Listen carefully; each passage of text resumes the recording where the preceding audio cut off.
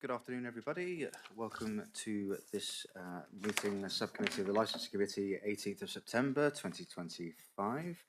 I'm Councillor Christopher Oram. I'm the chair of this committee and the chair of the subcommittee today. We are live webcasting today, so I would like to remind all participants when speaking to use the microphones and then turn them off again when they are not speaking. In terms of how today will go, the case officer, Karen, will present her report. The applicant will then speak. Members will have an opportunity to ask questions of the applicant, and then there will be an opportunity for objectors to speak, and again, questions from members. Once everyone has spoken, the committee will retire to consider their decision. Members will then return and the chair will read out the decision.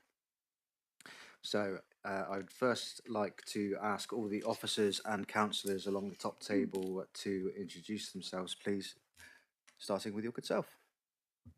Good afternoon, my name's Catherine Bowen. I'm the legal advisor to the panel. Good afternoon, I'm Darryl White. I'm Head of Democratic Services, and for the purpose of this hearing, I am the note taker. Thank you. Hello, my name is Sam Penfold. I'm District Councillor of, Malden and Little Hempston, and I'm also the Vice Chair of this Licensing Committee. I'm Victor Abbott. I'm a councillor for Ivybridge East and I'm a member of this committee. Hi, Karen Proctor, Principal Environmental Health and Licensing Officer. Hello, I'm Harry Leonis. I'm one of the licensing officers at South Hemps. Perfect, thank you very much, everybody. Now on to the agenda. Agenda item 1, division of the agenda. I'm not aware of any reasons to divide the agenda. Me neither, thank you, Chair. Thank you very much indeed. Item 2, urgent business. I have no notes here about any urgent business. Yeah. That's correct. I'm not aware of any, thank you. Thank you very much. On to item 3 then, declarations of interest. Members, any interest to declare? I have none. None. Yeah, thank you very much indeed. So item 4, the application to vary the premises licence at Challaborough Bay Holiday Park in Kingsbridge. So at this point, I would like to introduce the applicants. When you're ready, please. Hello, councillors. My name's Jonathan Smith. I'm a solicitor from Poppleston Allen Solicitors, and I represent the applicant today. Phil Roberts, Regional Director with Park Lane Resorts. Hi, Abby Pearce, the General Manager of Challaborough Bay Holiday Park.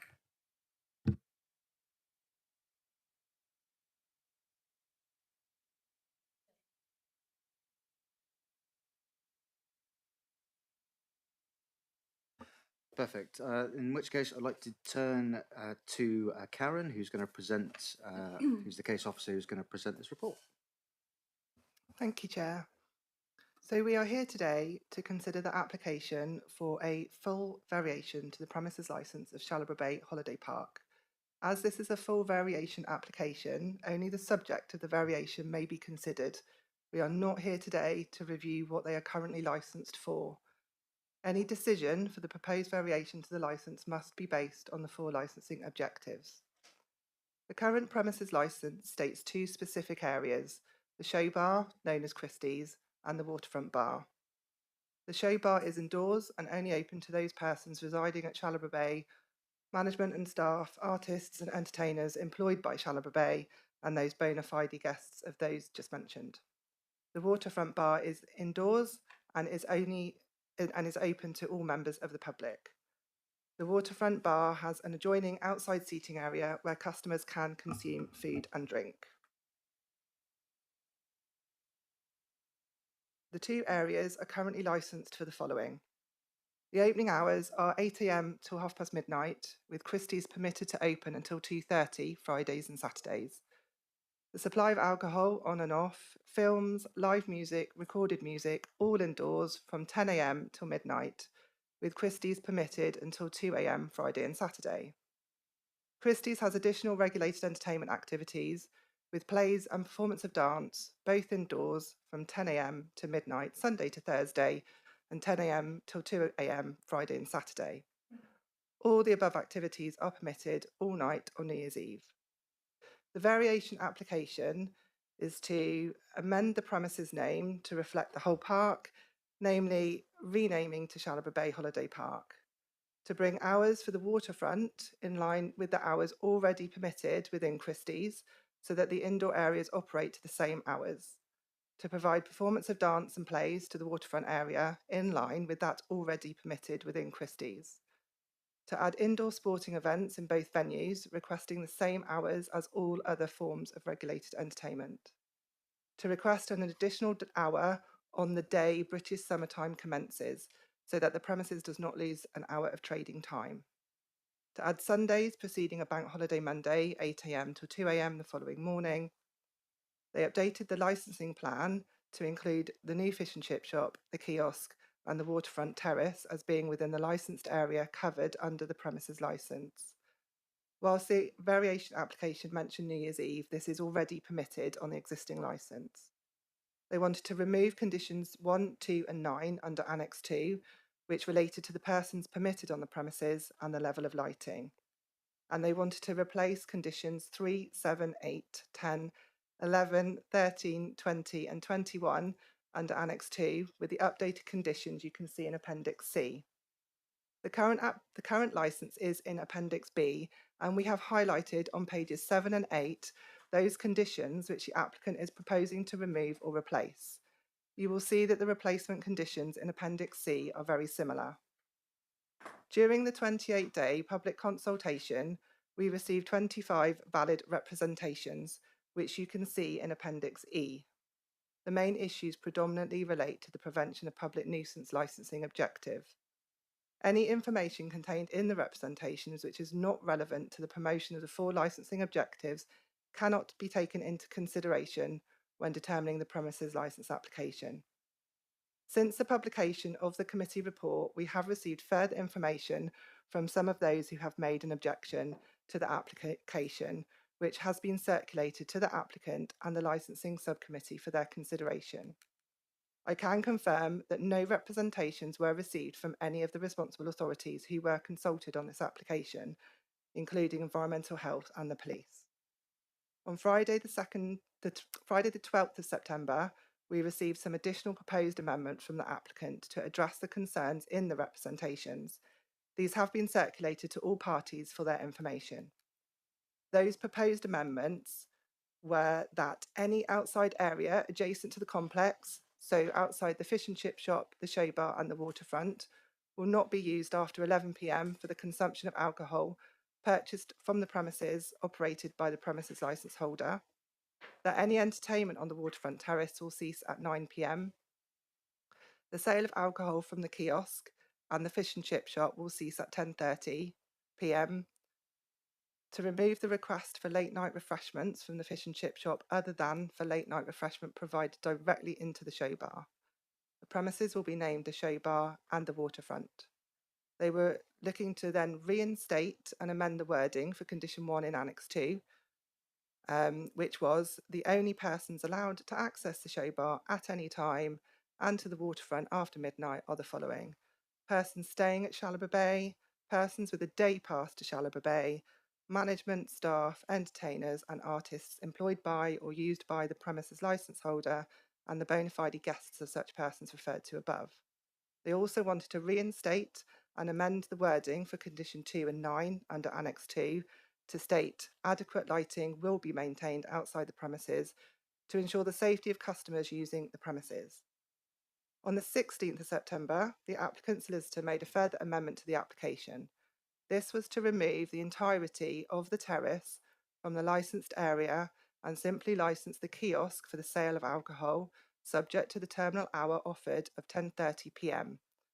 By doing this, the premises can rely on the workplace exemption under paragraph 12b of Schedule 1 to the Licensing Act 2003 to play live music, and the condition offered regarding the terminal hour for entertainment on the outside terrace is 9 p.m. We have received some requests that due to the late amendments to the variation, the application resubmits their application or that it is rejected in full. However, there is case law which highlights that changes to a variation application to meet concerns raised in objections does not amount to formal amendment or require a new application, and that the nature of the administrative decision-making process means that the public interest will be considered by the committee. The committee are required to consider whether, for the promotion of the licensing objectives, it is necessary to reject the application in whole or in part, and or to modify the conditions offered in the variation, which can involve changing conditions or adding new ones. In summary, and consolidating all the amendments made, the variation application is to bring the waterfront hours for opening, supply of alcohol, films, live music, recorded music, in line with the hours already permitted within Christie's on a Friday and Saturday, so that the indoor areas operate to the same hours. To provide performance of dance and plays to the waterfront area, in line with that already permitted within Christie's. To add indoor sporting events in both venues, requesting the same hours as all other forms of regulated entertainment. To request an additional hour on the day British summertime commences. To add Sunday preceding a bank holiday Monday, 8 AM till 2 AM the following morning. An updated licensing plan to include the fish and chip shop and kiosk for supply of alcohol until 10:30 PM. That late night refreshment from the fish and chip shop is only provided directly to the show bar. To remove conditions 1, 2, 3, 7, 8, 9, 10, 11, 13, 20 and 21 under Annex 2 to be replaced with the updated conditions you see in Appendix C, along with the following conditions. That the only persons allowed to access the show bar at any time and to the waterfront after midnight are the following persons. Persons staying at Shalabra Bay, persons with a day pass, management staff, entertainers and artists employed by or used by the premises licence holder and bona fide guests of such persons above. That adequate lighting will be maintained outside the premises to ensure the safety of customers using the premises. That live music will cease on the terrace at 9 PM. And that any outside area adjacent to the complex will not be used after 11 PM for the consumption of alcohol purchased from the premises operated by the premises licence holder. When considering an application to vary a premises licence, only issues which directly relate to the reason for the variation and how they relate to the promotion of the 4 licensing objectives can be taken into consideration. As a reminder, the 4 licensing objectives are prevention of crime and disorder, public safety, prevention of public nuisance, and protection of children from harm. If you are minded to grant the licence, we would request that you include the amendments. The applicant, solicitor and representatives, along with 3 objectors, are here today. Please let me know if you have any questions. Thank you very much for that report, Karen, and thank you for all your work sort of with the last minute drawing up of amendments, etc., etc. I think we've all had some late night reading as of late. So thank you very much for all your hard work there. Members, any questions for Karen at this point? Councillor Abbott? Thank you.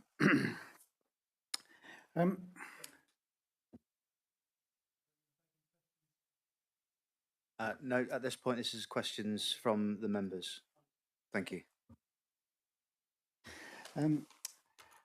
So this issue of the timing going back from forward from GMT to BST, it's we operate within the times that the government sets us. Is there any precedent to give extra hours during the summer based upon this change of the clock?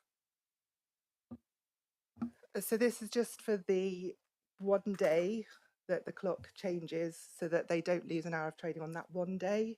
Oh. It's not for the entire summer, it's just for that one day. Okay. More, please.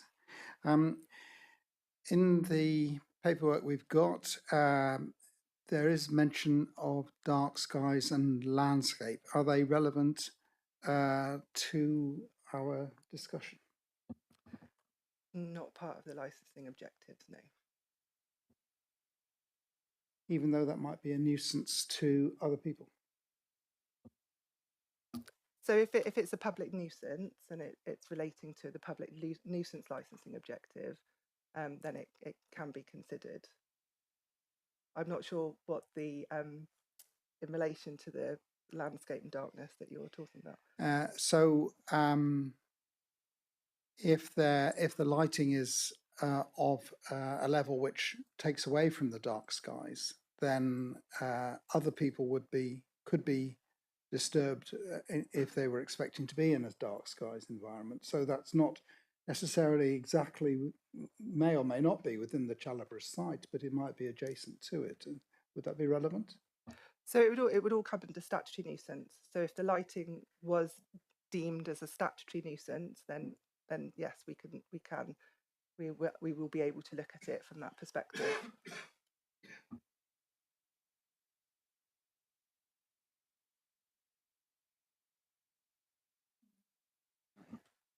Okay, thank you very much for that.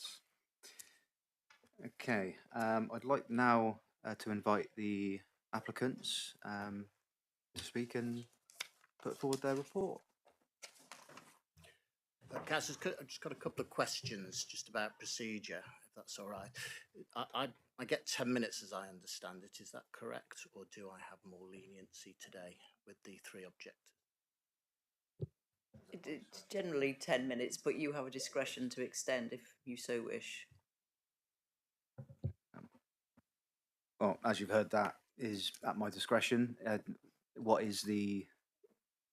What sort of timing are you after? Yeah. That leads me on to my second question, Councillor. Okay. And that's, do we get a chance to sum up at the end? Because that wasn't mentioned. Okay. Again, summary is at my discretion, but yes, I can't see any reason at this point why you couldn't summarise at the end before the committee retires to make its decision. Yes. Normally the applicant would summarise at the end. Okay. I would hope that if I have some time to sum up, that I wouldn't need any more than 15 minutes for the initial presentation. I'll try and get it done in less if I can. Okay. I'm happy with that. Members? Yeah. Okay. Thank you, councillors. I mean, it will save me time now if I just ask you're happy with the explanation, presumably that Karen's given to you, and I don't have to explain the application itself then and the modifications made to it. So I don't propose to go through that again. But what I will just say is just to give you some reasons why we've made those variations. So the name change was simply so that it was the same as the holiday park name, Chalabra Holiday Park. That was simply it. However, we noted a representation that would be better from one of the residents to keep them separate, so we've simply separated them again. Christie's, however, is now known as the Show Bar, so we've changed that, councillors, and also the waterfront. The hours that we've sought to amend, just to give you the reason for that, and of course what we've said in our conditions is after midnight for the additional hours that we're requesting in the waterfront, we are limiting the categories of people who will use that. And that's because during the off-peak season, the proposal is that the owners' events that they have, and they do go on after midnight sometimes, the owners' events, instead of being in the Christie's Show Bar, the Show Bar, which can take up to 560 people, would be moved to the waterfront, which is a smaller, more intimate venue during off-peak because it's less busy. So they would like owners' events to occasionally go on after midnight, and that's why we've requested the additional hours. But just to be clear, councillors, we're not asking for anything over and above in terms of hours what we currently enjoy at Christie's, which is midnight during the week and 2 o'clock at the weekends. We've included plays, performance of dance, the additional activities that Karen explained to you because they aren't currently allowed in the waterfront. So if we're going to move events from the Christie's Show Bar for owners into the waterfront, we'd ask to add those. Indoor sports, that covers things like if you have some sort of charity exhibition, darts or a snooker game with some famous snooker players playing each other and you have an audience coming to watch it, then that is deemed an indoor sport, which is why we've included it on both licences. The British Summertime, that is, just to be clear, and just to be clear too, I know Dr Finlay, that is, it's a request as a firm we make quite a lot. That is an additional hour, but only on the one night, which is normally the third or fourth weekend in March, I believe, when the clocks jump forward from, at 1 o'clock, they jump forward to 2 o'clock. We ask for the additional hours so that the period of time is the same, so we don't lose that at 1 hour when the clocks jump forward. Yes, we have requested an extra 2 hours on a bank holiday Sunday before a bank holiday Monday. That is an addition. And as Karen's already said to you, the the New Year's Eve is already on the licence. The change to the plans, we're looking to sell in sealed containers alcohol out of the fish and chip shop. That's because if you go and get your fish and chips, which is currently there, it's open to non-residents to go and get your fish and chips as well. You don't have to be staying on site. It's the general public. Instead of needing to go to NICER for some alcohol, which is the off licence just up the road, you could instead help yourself to, or not help yourself, that'd be stealing. You could also buy some alcohol. And the same goes with the kiosk. That's to people who may be walking along the coastal path. They may want to stop, have a drink on the terrace. They may have muddy boots, they may have sandy feet, but they wouldn't then have to come into the waterfront. Instead, they could purchase the alcohol from the kiosk. But just to be clear, we've limited both of those sales of alcohol from both of those areas to 10:30 p.m. And just to stress, at the moment, what you could do is you could walk into the waterfront and order alcohol up to midnight all week anyway. So those two outlets that we've got, those two new outlets, they're actually there, but they're not licensed for the sale of alcohol. We're simply requesting councillors that people be allowed to purchase alcohol for the reasons I've given you. The late night refreshments into the show bar is slightly unusual in that the fish and chip shop actually serves both the frontage but also serves into the show bar, so people in the show bar could actually have fish and chips if they wanted to have them, which is why we've asked to keep that part of the late night refreshment. We've then changed the conditions. There's been no objections by the responsible authorities to those changes. We did add two more back, and there's obviously questions about the lighting, whether we should have lighting, shouldn't have lighting. We do leave safety lighting on overnight, so there is lighting in front of the waterfront, people walking along the coastal path and the path in front for safety reasons, our customers, and also there's lighting as well outside the show bar. So we felt it's only right that we should have some sort of lighting for customer safety.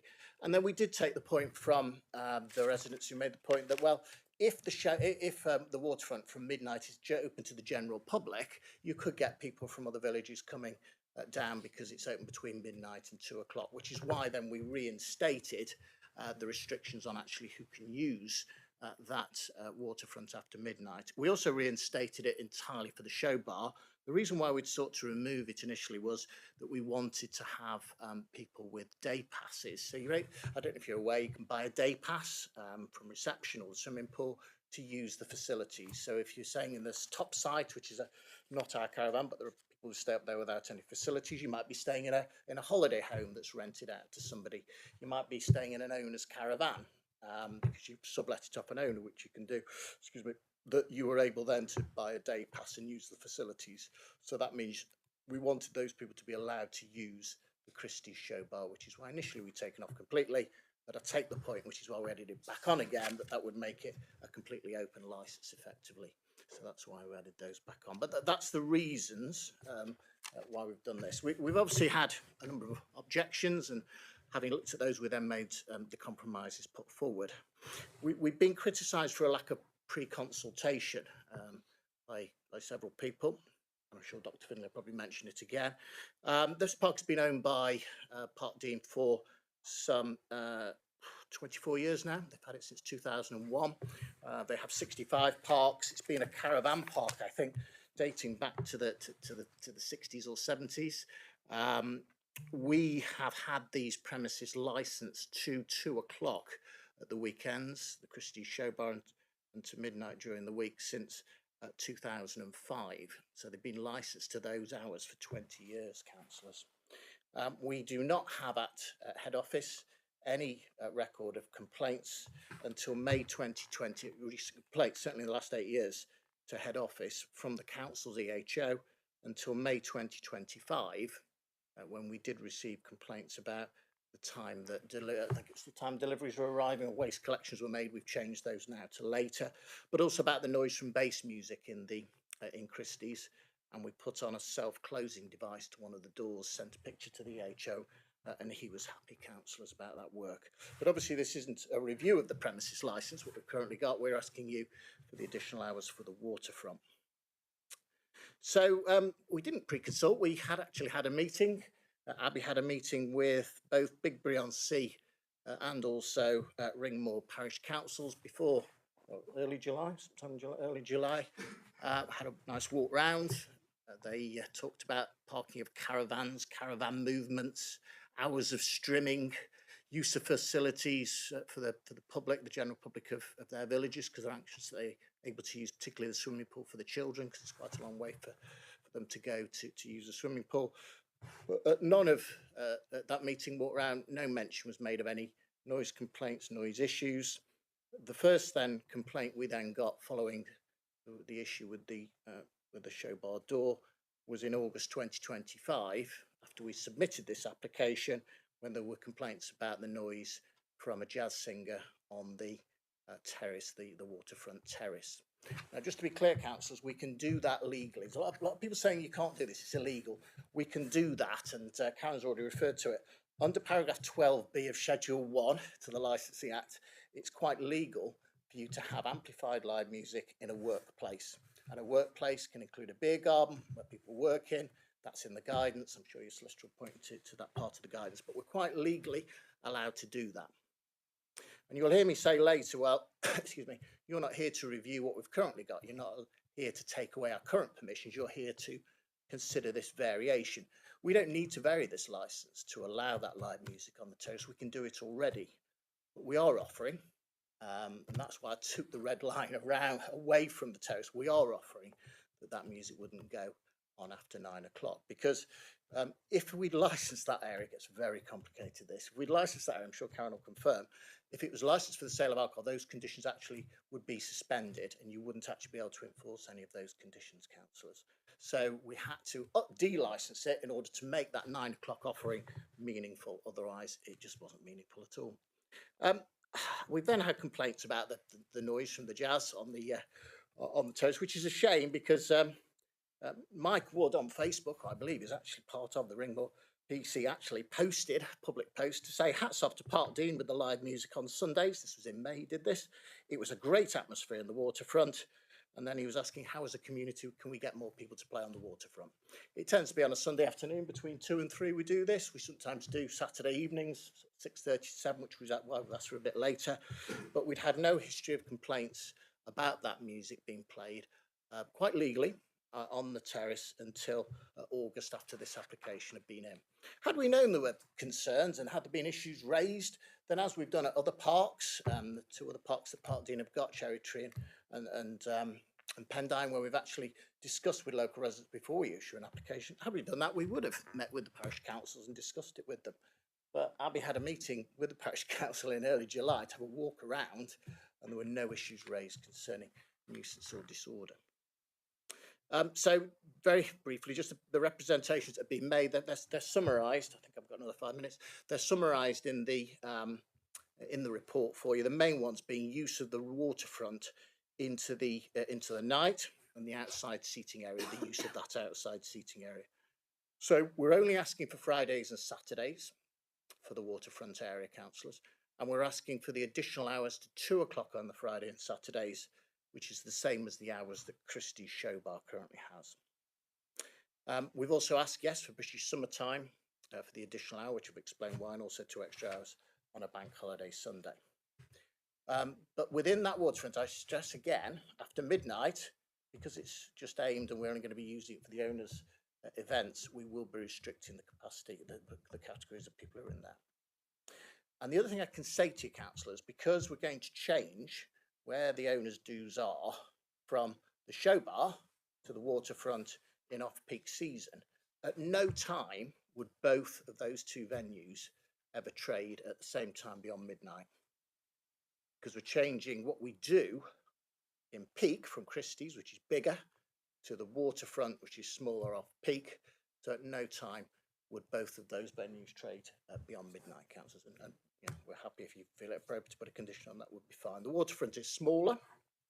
The other thing we've done then, to also address the issue of people sitting outside and noise from the terrace, we have volunteered up a condition, which isn't currently on the licence, but this is, if you like, puts residents in a better position because there is no condition, which says that people will not drink outside our drinks after 2300. What we're slightly concerned about is somebody walking along a public footpath, the public coastal path, and just stopping and drinking their own drink, and suddenly we're caught out. But we would ask them to move on anyway, but people will not be allowed to take their drinks out and drink them after 11 o'clock on that terrace area, which they can currently do. There's no restriction on that licence at all at the moment. And there's no police and EHO reps to those extra hours for us using it in the waterfront. There's no objection from your statutory authorities. And then the other concern of being raised particularly was about people who are not staying on park being able to use it as a result of us removing that condition, limiting the categories of people who can use it. We've reinstated that now, as I've said before, and the reason for that was for the day passes. There are other things that are mentioned as well. Whether you feel these are relevant or not. Litter is mentioned, but we're not actually extending any late night refreshments. So litter would come normally from food packaging. But in terms of this variation, the only late night refreshment we're requesting to be extended is indoors. It's not only the outdoors. We're not asking for it from the fish and chip shop or the kiosk.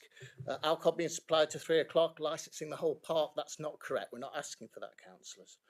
There's music noise mentioned from the show bar. There was this bass beat coming from the show bar, and we put the automatic closure on. I believe there's going to be a video played as well of noise music from the show bar. But of course, this isn't a review. You're not here to review our license. We have a noise limiter on in the show bar. If that needs fixing, if that needs reassessing with Dr. Finlay, fine, we'll do it.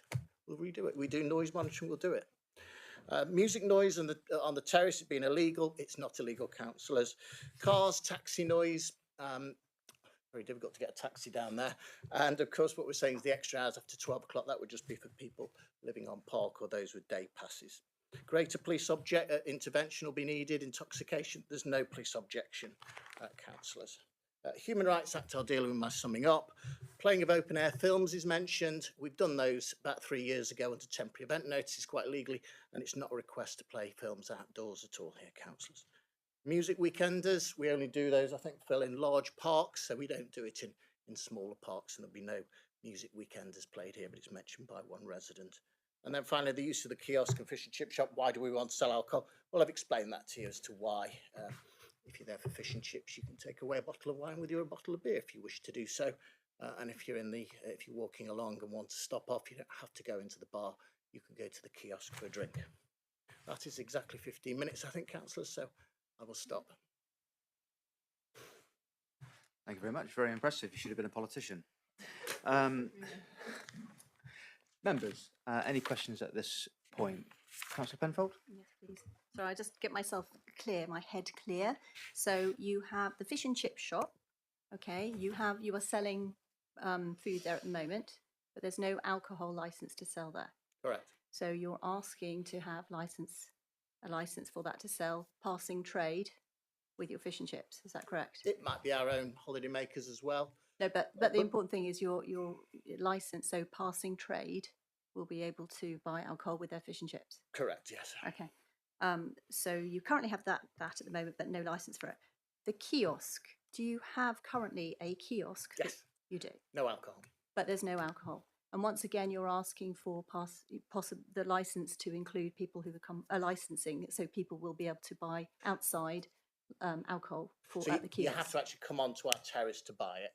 Okay. All right. So that makes sense. So the kiosk is on the ground. On the terrace. Terrace floor. That's right. So you'd come up to the terrace window, order a drink, and you can sit if you hopefully you'll sit Okay. and So passing drink it on trade our can terrace. come up to the first floor and buy a drink there and sit on the terrace. Correct. Yes. Okay. As they can, to be fair, they can at the moment, but they'd have to go inside. To buy it because we've got. Okay. You know, I'm sure you understand the principle of on and off sales. We have on and off sales from the bar and the waterfront, so people could do that now and bring it outside. It's just there's a kiosk there, but the kiosk will shut at 10:30 p.m. Okay. And the bar inside shuts at 12 o'clock midnight. Okay. So they can get alcohol from outside until 10:30. They could buy it there and sit outside, but of course we're not going to let people sit outside after 11 o'clock with their own drink. They'll be asked to come in, Okay. Okay. Thank you. which we can do at the moment, councillors. Yeah, no, I understand. Thank you.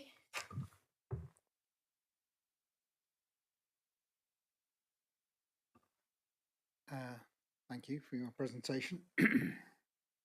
So you mentioned that there's now a closure on the door, and you were responding to a comment that was made in the objections. Is just the one door that had been left open in the past and not been maintained? The practice had not been maintained after a few days. So I believe there's a lobby door on the entrance to. Well, there is because I was there today. You're probably aware of the flash flooding, are you? So the whole that's all. There was flash flooding with it's all shut at the moment because of the flash flooding. So there's a lobby arrangement at the entrance, and you've got one door, then you go through to a second door. It was the first door that could be left open and was not on a self-closing device. That's now been put on a self-closing device. So we took a picture for the environmental health officer and sent it to them. I'm aware that you're allowed music under national permissions, but there's a phrase which limits it to the level of which conversation could be held, and you'll be able to differentiate for me for an event and for when there's other music going on. So the Live Music Act, if you bear with me, Councillor, so the Live Music Act introduced back in 2012 a permission, and it's paragraph 12B of Schedule 1, just for your solicitor, to allow for amplified music, more than background. You are quite right, Councillor, that sort of just background music doesn't require any licence at all.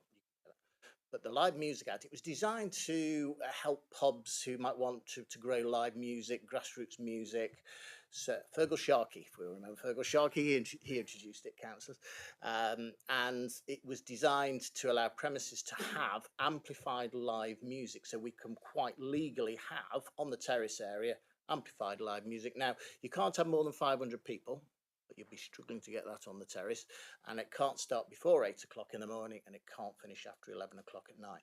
We can put a condition on that, asking you to limit it, which is, I'm asking you to do that, although it's not, we're not varying it. We're not varying the license to permit. It's already there, but I'm asking you to do it anyway because we think it's the right thing to do.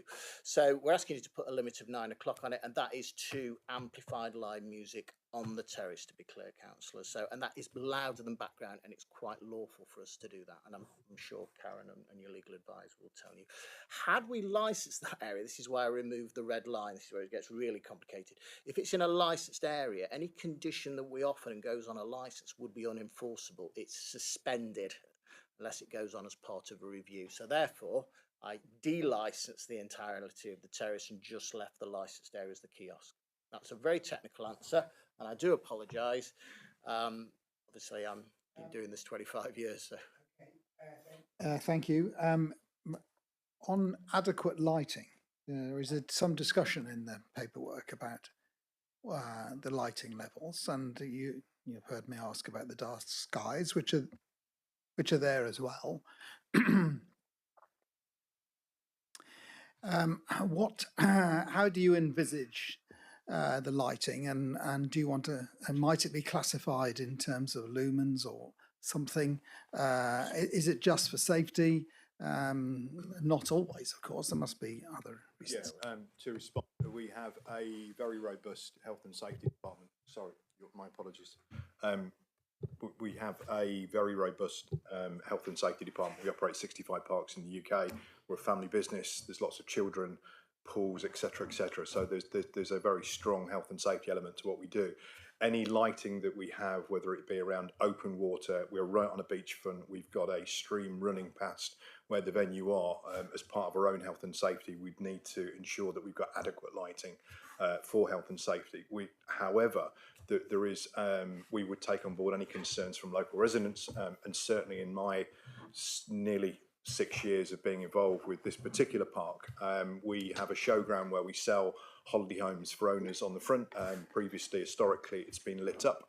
UK daylight hours at certain times of the year become difficult to showcase what you're selling. But we are aware of that with how close the proximity we are to local residents. And in Abby's time, we've now put timers on the lighting to ensure where it's not from a health and safety compliance perspective, as we would look at it, we limit that time of daylight or the lighting up of those areas, if that makes sense. So it's purely around the areas we're talking here. It's from a health and safety, slips, trips, falls, and around open water. That would be our concern. Are you able to use the dark skies area as a marketing device for your park? I don't know the dark skies policy inside and out of what it has with regards to the type of lighting, the lux capacity. I'm not au fait with that. I would be more from a health and safety perspective by making sure that slip, trips, falls are lit up and adequate for families, young children, etc. during darker daylight hours. Whether there is any guidance they offer with regards to the type of lighting, the angle of the lighting, etc. More than happy to examine, and we can look at that.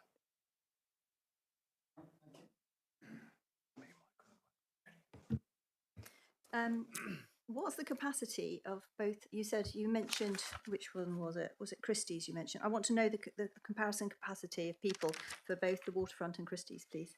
Sure, Councillor. So these days you don't have capacities on premises Sorry. licences, but for The the fire fire. risk assessment, which is what Yeah. you'll want to know, Yeah. councillors. So for Christie's show bar, it is 560. Yeah. And for the waterfront, it is 300. Okay. Okay. And on the terrace? How many people can there? Well, there isn't a fire risk assessment for a terrace, obviously, because it's outside area. You wouldn't have a fire risk assessment. How many seats are there? About 90 seats on the terrace, but obviously you only need a fire risk assessment for an internal area. Yeah. Okay. Thank you. So what procedure do you use to make it for the residents to complain? What do they do if they have an issue, please?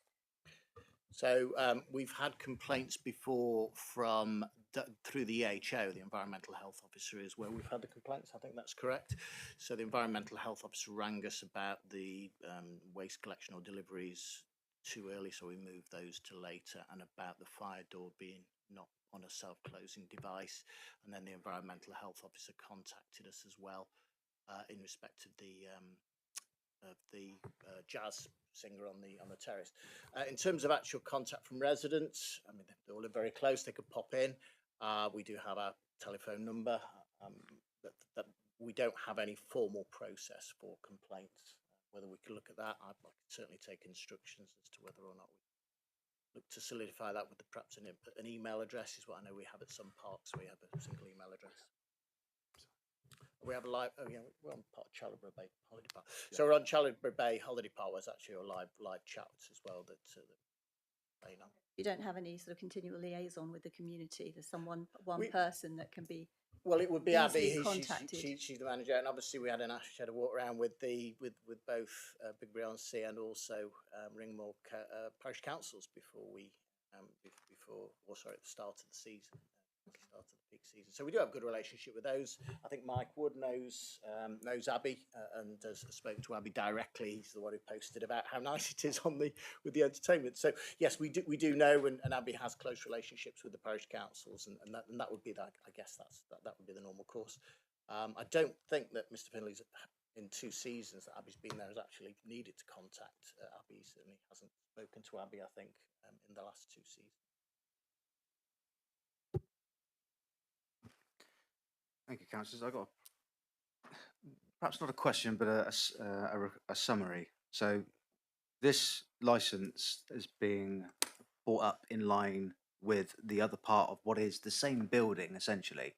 So in terms of your operations, isn't going to change per se. You're bringing the licence up with the rest of the building, which is downstairs, is the first thing. By all means. It's rather strange if you look at it. Have you ever been to the park? I haven't had the privilege yet, no. It's quite strange actually because it's on a hill. So whilst we refer to ground and first, they're sort of all really on one floor. But because the land sinks down, is that right? The show bar is on the ground, and then the waterfront is higher up on the first floor. But to answer your question, the show bar is typically used for the later night entertainment, would that be right? Whereas the waterfront is more bar restaurant, that's where you would eat. Yes, we are bringing or asking you to permit us to bring the hours and also the activities all in line, so they're all the same. The difference would be, however, councillors, as I've said, is that the waterfront actually wouldn't open after midnight, because at the moment it opens after midnight to those categories of people. What we're looking for the waterfront to do after midnight would be for owners' events in off-peak. So it is slightly different as to why we want that. It won't be general holidaymakers staying on park who are using the waterfront after midnight. It'll be owners, because it's their owners' dues. Does that make sense? Sorry, have you got a follow-up to that? Yes. Yeah. So, sorry, to be clear in my head, and I haven't, as Chris said, I haven't had the privilege of being there. So you said the kiosk is on the first floor, But you can access it, you can walk in from the ground, is that what you're saying? Yes, it might be easier if somebody who's been there many times to explain it to you. Okay, So just to explain, Yeah. the restaurant is that mobile phone that's at the front of the building on slightly elevated. Yeah. Thankfully elevated, otherwise we would have lost that in the recent flash floods. okay, So that sits up approximately 2 meters higher than the extension, which was put on, I think, in about 94, 96 at the back of the building. So they are two separate buildings with, there is an internal where you can get through, but it's for team as opposed from a customer's perspective. So this is the larger of the two, the 500, the restaurant with an annex area is to the front of the building. So they are two separate, slightly together, but you, as a customer, you can't go from one area to the next. You have to come around the building. They're two separate from a customer perspective. That's the larger one, that's the smaller one, if that makes sense. I'm sorry, I'm a bit clueless about this. So the kiosk, I'm going to go on about the kiosk. Kiosk is at the front. Right, and it's accessed from the level floor, so people just walk in So from outside. They The don't wa- have to go in the building. They don't have to go. Do they go up steps? yeah, so at the front of the part where you've got the beachfront, which is just here, so that's the ocean just here. You come off the ocean to a single road, Yeah. then you approximately 4 steps up onto the terrace. Yeah, yeah. And if you want, you can your transaction can be in the building to buy food and drink. Or What you- we're asking for is there is a kiosk at the front, which we currently do ice creams, Yeah. waffles, cold Yeah. drinks for children, buckets Yeah. and spades. Is to license that. The reason we're doing that is if you're covered in sandy feet, Yeah. it's going inside the building can be Yeah. inconvenient. And if you've got children having ice creams, Yeah. you can do a single transaction at that point and then sit outside in the sunshine. Yeah. We only trade that during good weather, if Yeah. that makes sense. Yeah. It wouldn't be open on a continual basis because of the UK weather. Yeah. So that's there. The fish and Yeah. chip shop is on this side of the building, attached to Christie's, which is now the show bar, Yeah. as we're calling it. So that's on this side of the building. So it's the opposite side or the seaside. Fish and chip shop here, kiosk this side, And where's the sea in relation to that? just here. Okay. All right. I understand. Okay. Thank you. So the terrace out, it's very nice. The terrace Yeah. looks out over the sea. Okay. And again, to explain the licensing around the fish and chip shop, we look at it from a consumer perspective. Yeah. If you're a holiday maker that's got children, you can buy soft drinks currently with your fish and chips evening meal if you're getting a takeaway. But if you needed an alcohol, you have to go from there across to the off license, which is across here. So it's a cleaner transaction that they can buy cans, bottles at that single transaction and then leave, if that makes sense. Yeah. Yeah. No, I get it. Okay. Thank you. Thank you. Thank you for that. I'd like to turn to Abby, if I may, just in your capacity as a general manager. What sort of issues have you come across with, anything like noise or any other complaints? Anything that you would record as a part of your job as general manager? Do you record these things, or any issues that you would like to tell us? So all contact with us, if it's an EHO, for example, we have a central online system that we upload those to.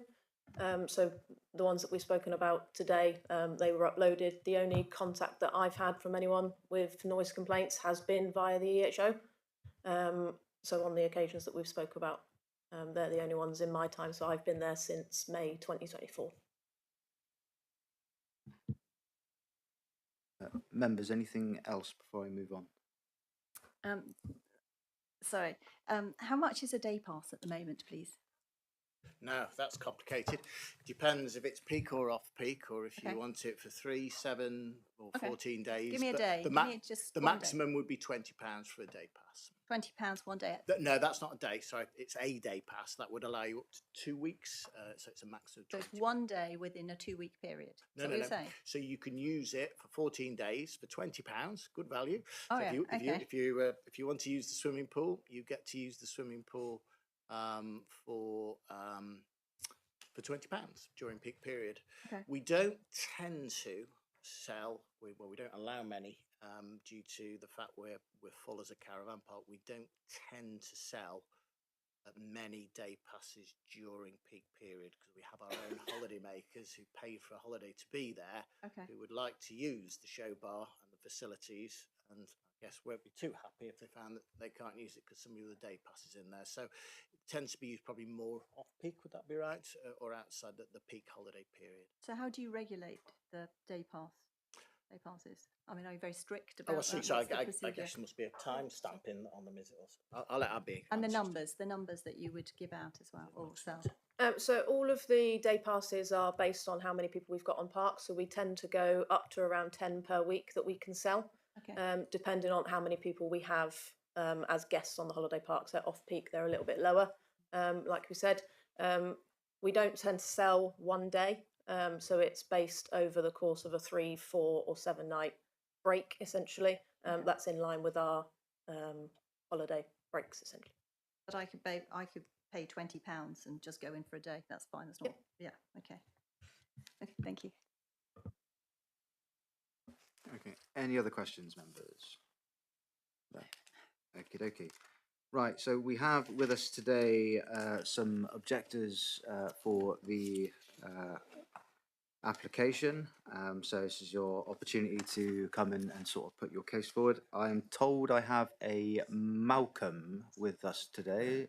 Is that right, Malcolm? Yeah, that's yourself, sir, is it?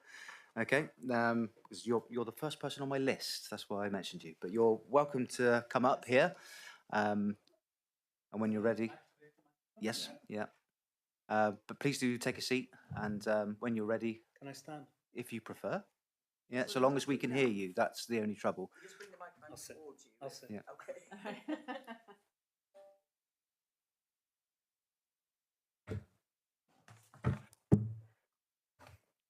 Thank you, Chairman. I'm Malcolm Findlay. I've lived in Shalaborough for 25 years, and I'm here to object to this proposed variation in Parkdean's licence.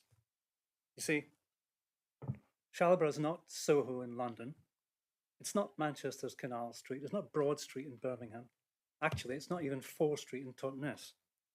It's absurd to argue that a rural, family-oriented, and we've heard how family-oriented the park is, holiday park should mirror these city centre venues with a vibrant pubs and clubs.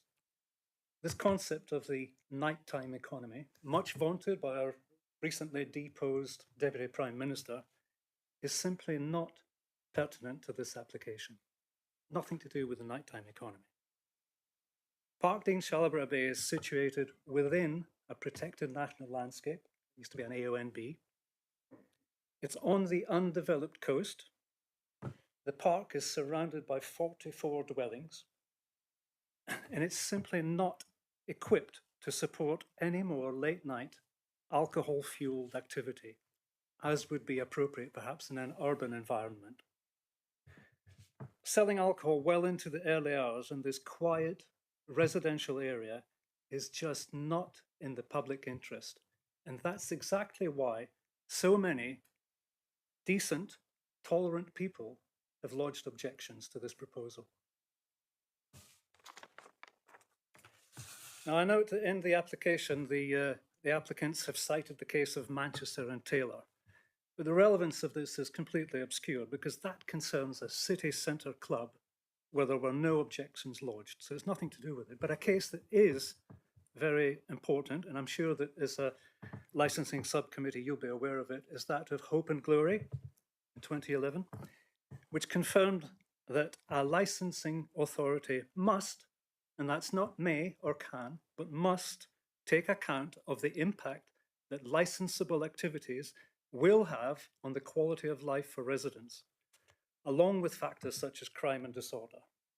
And this application falls well short of the key tests in this respect. And I'm going to come on to that in a moment. But firstly, we've had a very interesting presentation in which we were, the holiday park was portrayed as being family-oriented and of great integrity. But I think we should dig a little bit more into the integrity of this applicant, because that's important for you to know. On the 17th of June this year, Mr. Kieran Bond, the pollution control officer at Southampton District Council, wrote to me following a meeting he'd had with the Parkdean General Manager to discuss complaints about noise from the park. Mr. Bond noted, regarding music from the entertainment venue, we agreed that the main entrance door will be kept closed save for people coming in and out. Mr. Bond actually addressed this as a concession, but it's not a concession. That's condition number 11 of Parkdean's current license, which they were just blatantly ignoring. A week later, I haven't got my phone, I'm just going to tell you about this. A week later, I recorded some sound booming across the valley. It was ABBA singing, "Thank you for the music."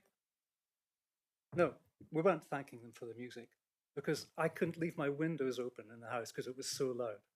And I live 150 meters away from the doors of that park because the door had been wedged open. Condition 18 of Parkdean's current premises license reads, "Bright lights must only be placed in positions that do not cause a nuisance to neighbours." But the car park is lit by stadium quality floodlights that illuminate residents' houses on the inside. In fact, I have to close my curtains in the evenings to keep the light out, not to keep privacy or to keep light in my house, but to keep their lights out. And despite many informal approaches over the 24 years that I've lived there, they continue to ignore this condition. A few days, and we've heard about the meeting that Parkdean management had with both a joint delegation from Ringmore and Bigbury Parish Councils.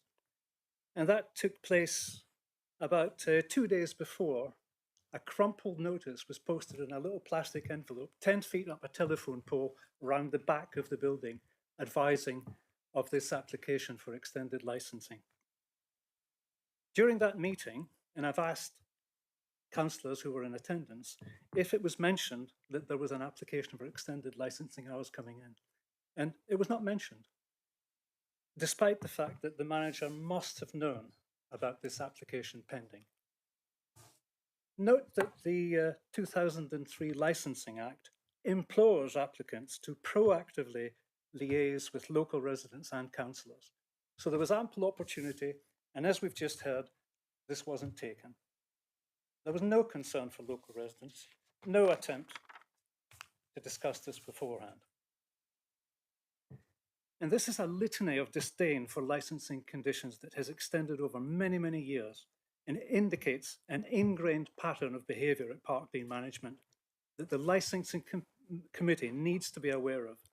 Since I'm telling you now, any terms and conditions that you impose upon Parkdean are liable to be ignored as they see fit. So let's come on to the 4 key licensing criteria. On public safety, it's an unavoidable fact that extending the opening hours will bring more potential for accidents and incidents of personal harm. And I supplied with my representation an image showing Parkdean in its isolated rural location. Can I just confirm that those images have been circulated to the committee? Yes, that was the additional information. Has this been Yes. circulated to the committee? So you can see how isolated the place is. I'm surprised that the police have not registered any comment on this because the AA route planner cites 25 minutes travel time from the nearest police station. And the same route planner indicates that the minimum travel time from Derriford Hospital in Plymouth to Parkdean Shalabra Bay is 43 minutes each way.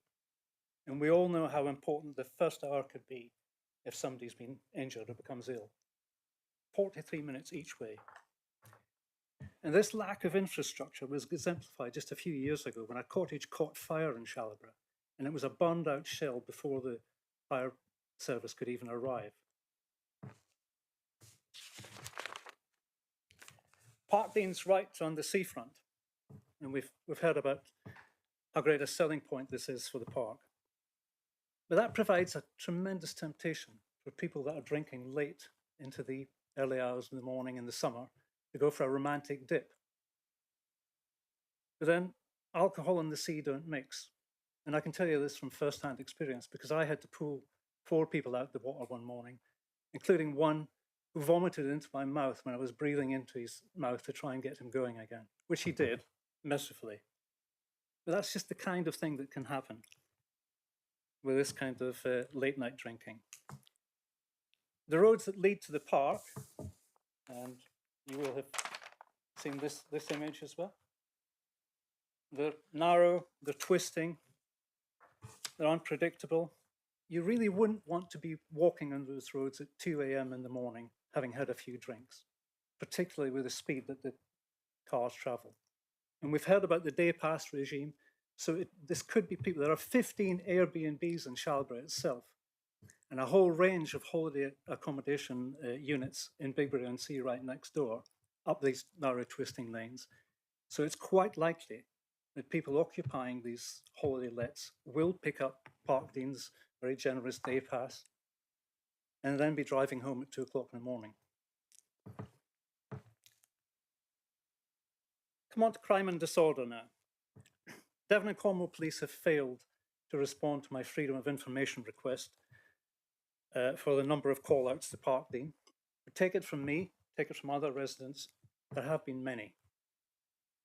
But that doesn't really matter, because there's a case that's known as the Thwaites case, and I don't know if the committee are familiar with that, from 2008, and that unequivocally established that a licensing authority does not need evidence that problems have actually occurred. The whole purpose of the 2003 Act being to prevent problems from happening.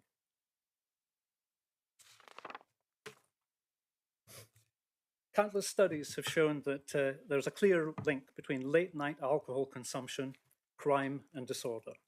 And I did supply in my submission some examples, references for published work in that respect. So it's an unavoidable fact that extended licensing hours will increase the potential for crime and disorder. And given the remote location of the park, there won't be regular police checks like there would be in an urban environment. So any criminal incidents and disturbances are quite likely to escalate to a serious level. Drunk driving's a crime, but there are no trains, no buses, no taxis serving Shalabra, so it's a foregone conclusion that people will finish up driving these narrow, dangerous lanes while they're over the limit. And with no police presence, the first we'll hear is when someone's killed. And in the licensing-related case of East Lindsey District Council versus Abu Hanif, that's from 2016, the judge noted, prevention of crime and disorder requires a proactive consideration of what is warranted in the public interest. There are clear precedents for licensing authorities to refuse an application where the applicant has not sufficiently demonstrated there would be no added disorder or public nuisance. And the classic example of that is Merton Council against Just Drinks in 2014, or dealing with Just Drinks in 2014. So there is a precedent for refusing an application.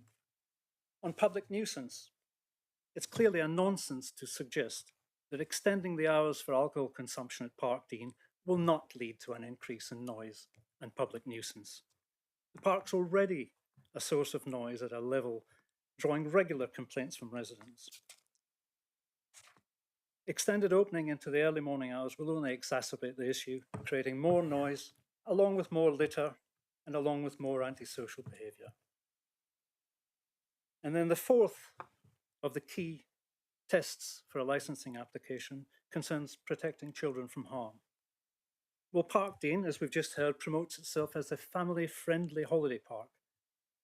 But drinking and live music into the early hours will significantly disturb families and children. And as well as the children of holidaymakers, there are many children who live in the area, some of school age, who actually need the rest. They will be impacted by the additional activity. And it may be a family holiday park, but not all parents are as responsible as we'd like.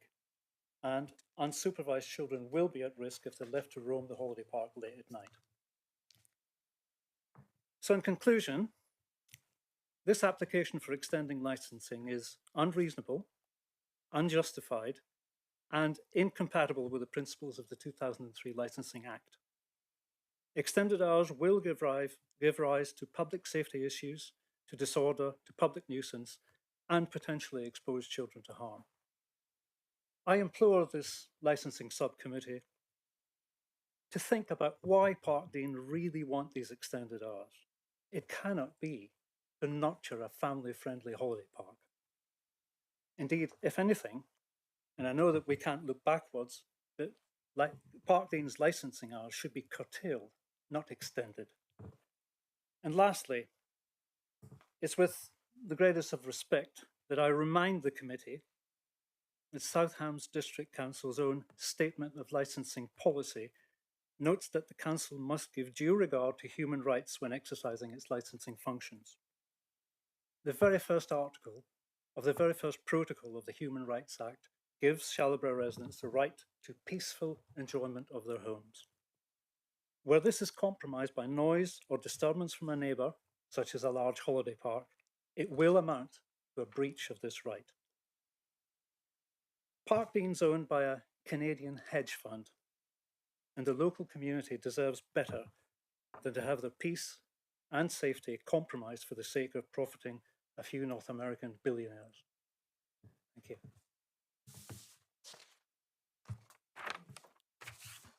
Thank you for your presentation, Mr. Findlay. Members, questions? Thanks, Mr. Findlay.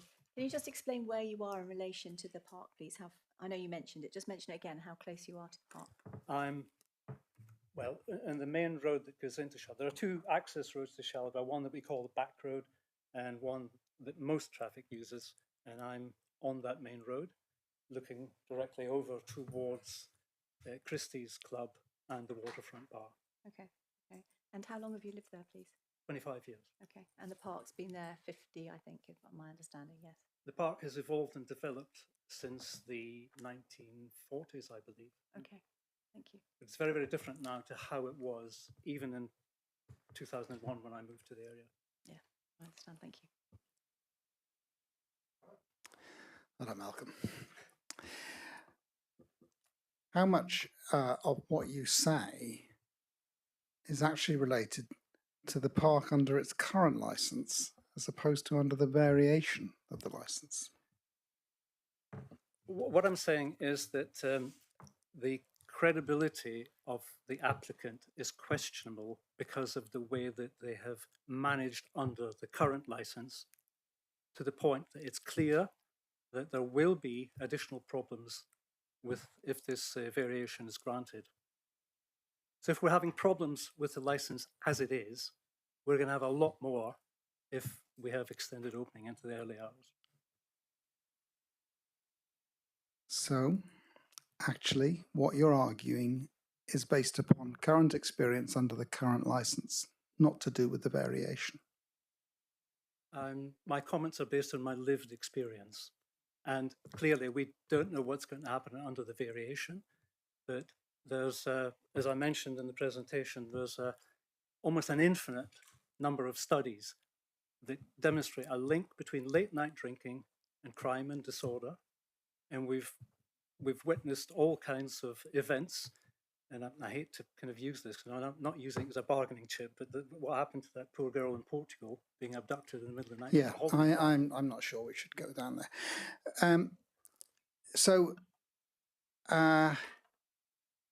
The variation, please correct me if I'm wrong. The variation is intending to, I need a word. Excuse me.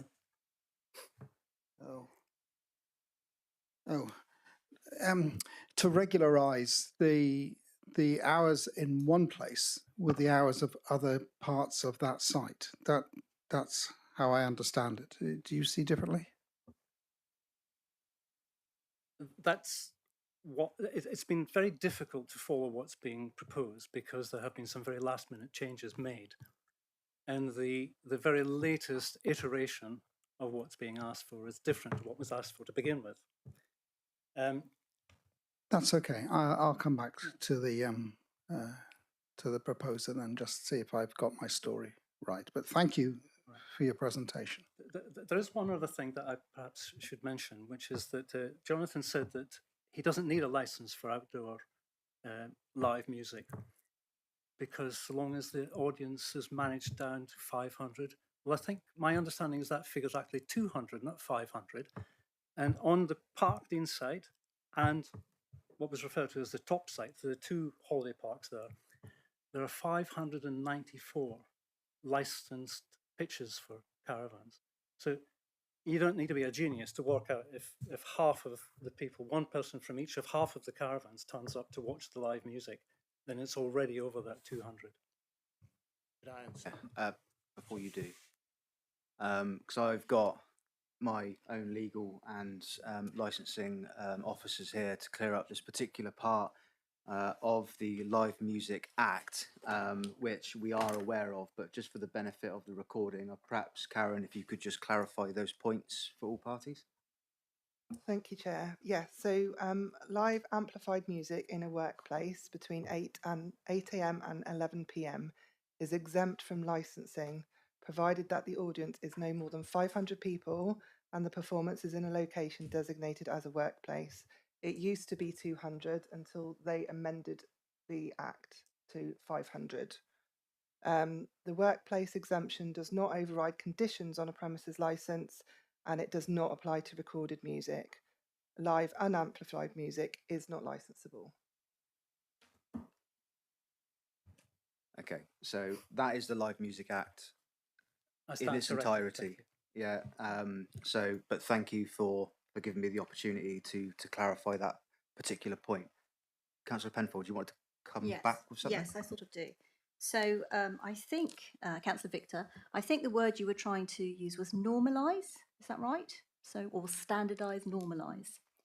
But as I'm seeing it at the moment, it's not normalising, because you have a kiosk and you have a fish and chip shop that is now extending. You're going to have licensing and alcohol sold on those two sites. So it's not normalising, it's extending as I perceive it. Hold on, I know you want to come, and I want to come back to you, Councillor Victor. He said, I think it was a really important point that rather than projecting in the future what may happen with this, it's about your experience, and you called it your lived experience, but your experience now as to how you experience the caravan park and the community relationship and how it affects the community. That's what I think we're really focusing on at the moment from you. Is that what I'm hearing? Okay, thank you.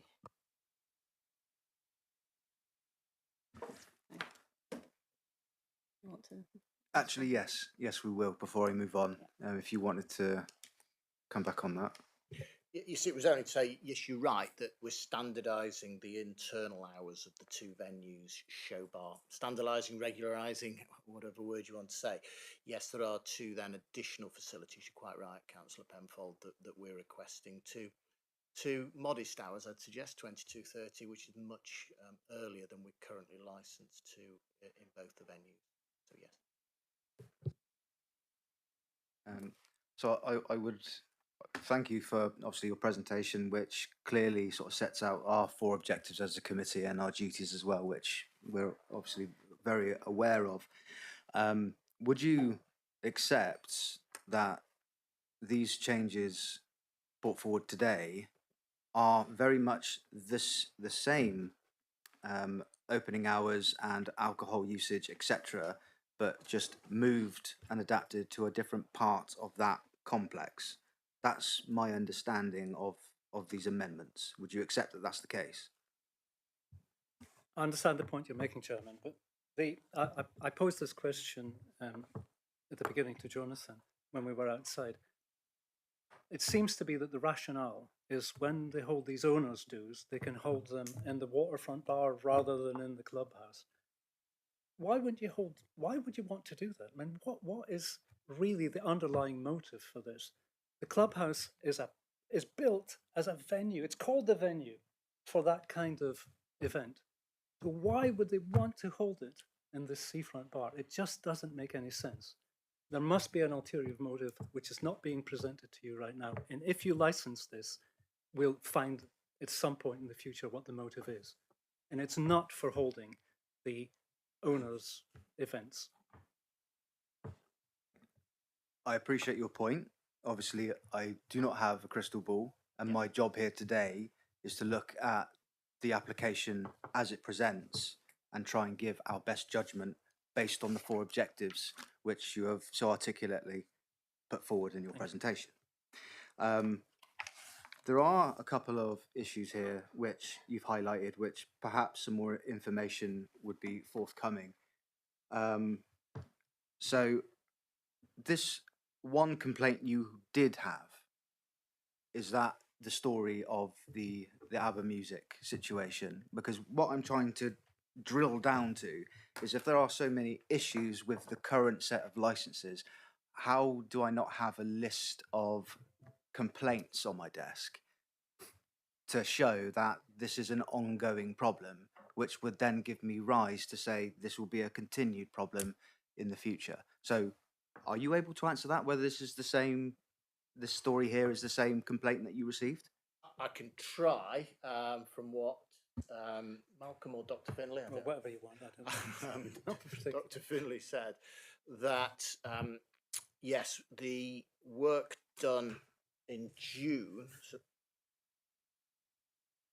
we had the complaint regarding the fire door in May of 25. That was the same fire door, well, not fire door, sorry, the entrance door. We then put that on the self-closing device, and I think that was then be the call or the assurance that was given to Dr. Finlay from the Environmental Health Officer Councillors. I don't know about, I haven't heard the ABBA music, I don't know what night it was, I don't know. What I would say, Councillor, obviously that's the current operation. If there is an issue, and Environmental Health hasn't objected, of course, but this is, we're talking about, and we're back to the Taylor case, whether we like it or not, this is a variation, not a review. If there is a problem, Malcolm, Dr. Finlay, come and talk to Abby, or Abby, you talk to each other, and we'll get together and we will have a look if the noise limiter, we have a limiter in there. We actually do monitoring as well, noise monitoring at the bridge, which is about halfway between, I think, where Malcolm, Dr. Finlay lives and the venue. So we do these monitoring, which is a condition of the licence. And we can relook at that, councillors.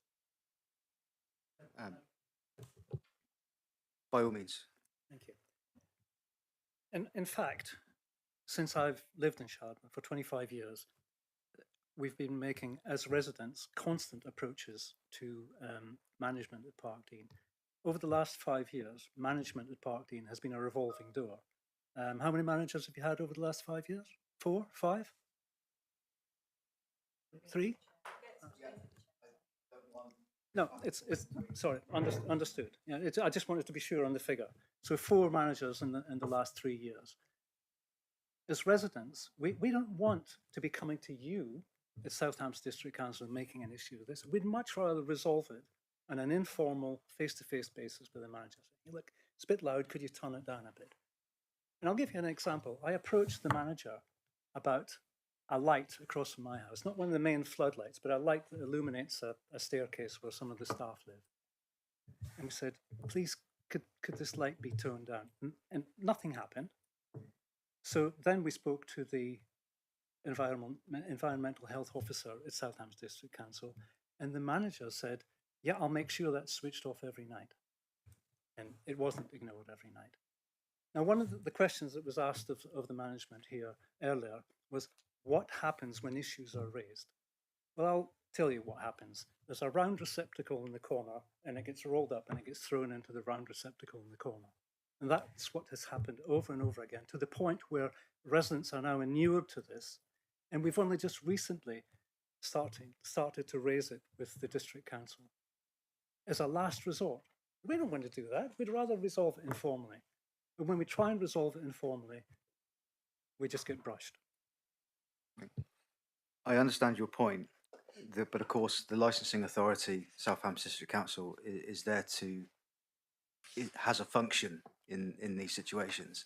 So I understand that you want to use this as a last resort, but if you are not getting anywhere with the holiday park, then that should be coming to District Council. And really, it's no trouble if it does. So let me make that point. And you also mentioned earlier on about any conditions we put on may well be ignored. Now, I take issue with that because, of course, we are a licensing authority, and if we do feel that conditions are being broken, they do need to be reported to us so we can act appropriately. So yeah, any suggestion of ignoring conditions is, as far as the chair's concerned, out of the question. But before I move on, I do have a question that I need to come back to the applicant. There was a mention earlier of, forgive me if I'm subphrasing here, stadium grade lighting, I think was the phrase you used, Doctor. Sorry, I misaddressed you earlier on, Dr. Finley. My apologies. But can you speak to these stadium grade lighting, and is that very much the case? I guess what I need to just ask is which lighting you're referring to, Doctor. The three huge.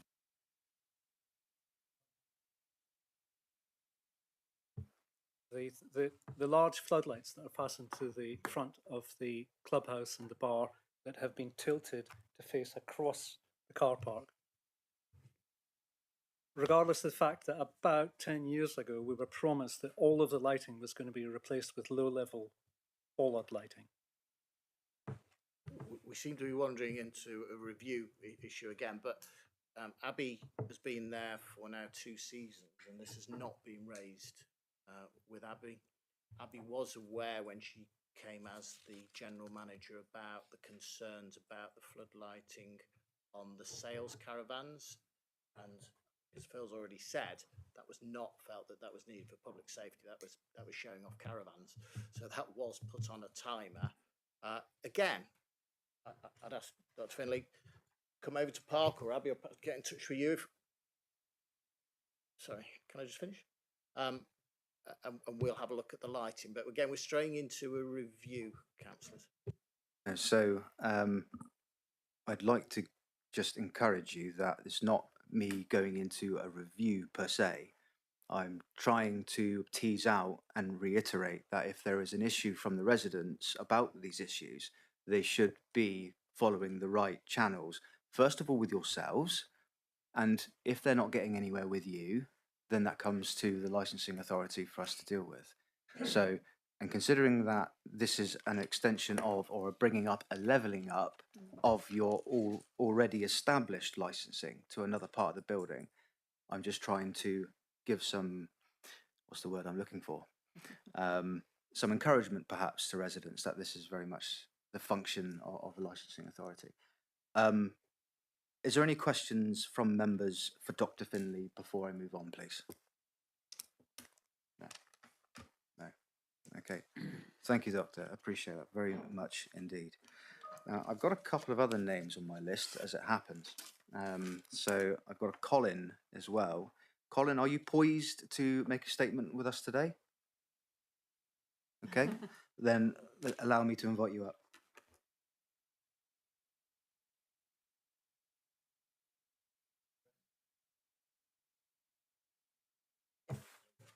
Thanks for inviting me up. I'd like to make this very brief. I would just like to thank Malcolm and to say that I second everything he said. And I thought it might be useful, rather than to go point by point for everything that's already been mentioned in the objections, to set a scene and, again, my personal experience. I've heard that none of you have actually been to Shalaborough. So Park Dean go to a great deal of trouble when they put these applications in to only show their boundaries. What they don't show is they're completely surrounded by residential properties. But also, those residential properties are in a bowl. This is a valley. Every sound they make on that park can be heard across the valley. Everything. When I lie in bed at night, I can hear everybody chattering, screaming, shouting and laughing on the waterfront terrace. Earlier this year, they started playing live music again, no consultation, every Sunday afternoon when it was sunny. It was so loud that we went to environmental health to get it stopped. But it was so loud that closing the windows and doors of double glazed windows and doors, we could still listen to it in the house, and we couldn't actually listen to anything else. It was ludicrously loud. And it wasn't once, it was 3 or 4 times. I made one complaint to Environmental Health, and luckily they got it shut down. And he told me, this is Kieran Bond again, he told me that it was illegal. Now, I don't know if it was right or wrong, but it was certainly extremely antisocial. And our experience of Park Dean is that they are a bad neighbour, and they are moving into the territory of a nuisance neighbour, and that this licence extension will make it worse. Now, you've talked about not being in Shallow-brook, but the waterfront bar, its only entrance and exit for the public is out onto that terrace. And that is really loud just where I live, which is about 100 metres away from it. So instead of coming out of the side entrance where the noise is into the park, they will be coming out of the front entrance where the noise is on the terrace, and they will all be tempted to sit down and continue their chats well into the night. So I'm absolutely appalled by the thought that they're going to run live music until 9 o'clock every night. It's already been mentioned that we've got families with school-aged children. They don't just have to go to bed and get up in the morning, they have to do homework. It would be ridiculous to try and do that with that racket going on. It's utterly appalling. We can hear everything. So I wouldn't just implore you to reject this, I'm begging you. It would be utterly intolerable. We will spend the rest of the time in the future with decibel meters and video cameras talking to Environmental Health every time they do this. And there is no point in having live music on the waterfront patio to entertain 30 or 40 people whilst disturbing, how many? 1,000 people in the valley, all of the residents, all of the Airbnb, all of the holiday makers in Park Dean site who don't want to go and get drunk and listen to live music, and all of the people in the campsite called Topside above. It's ludicrous. Why on earth would they want to do that? Pay money to entertain people who would be there anyway because it's the only bar. It doesn't make any business sense whatsoever.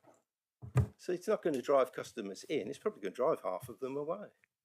And if you look at the reviews on TripAdvisor, people are saying it was really noisy. You don't go to an area of outstanding natural beauty in a tranquil area of the coast to listen to music at nightclub levels. You go there for peace, tranquility, take your dog for a walk, lie on the beach, play with the children. This live music, extended drinking, makes no business sense, and it will completely destroy the lives of all the residents in Shallow-brook. We already have people getting their houses valued prior to selling and moving away. It's that bad. We talk about complaints and having a channel for complaints. Malcolm's already said this. There is no channel for complaints. One night, it was hot, and they opened the doors at night of front and back of the venue and carried on with the live performances. I went down to complain and got an extremely aggressive response from the guy in charge, the security guy, and his opinion was, we can do what we like until 11. We're going to make it 12 or 1 or 2 or 3, because that's the attitude. That's why we escalate it immediately to Environmental Health, because Park Dean don't have a complaints process, they don't register complaints, and they don't react to those complaints. I'll bet the complaint I made last year about opening the venue, not an automatic door closure failure, they wedged the doors open because it was hot. I'll bet they haven't even logged that. That's my point, and I hope it sets a scene for you. And we are, not just me, everyone I've spoken to, as residents, we are all extremely angry about this. Thank you. Colin, thank you very much for that. Members, do you have any questions for Colin? Yes, I do. Can you just, you might have said it before, but I've zoned it out. Would you tell me exactly where you live, please, in relation to the park? I'm about 100 metres away from the park on the opposite side of the valley to Malcolm Finlay. And how long have you lived there, please? About 9 years now. 9 years. And are you on the parish council? I think one of you is on the parish council, is that Malcolm's on the parish council. Okay. I go to the meetings. Okay, that's right. So I know that you're not representing the parish council this evening, today, because you can't, but you are on the parish council. Sorry, yes. Okay, thank you.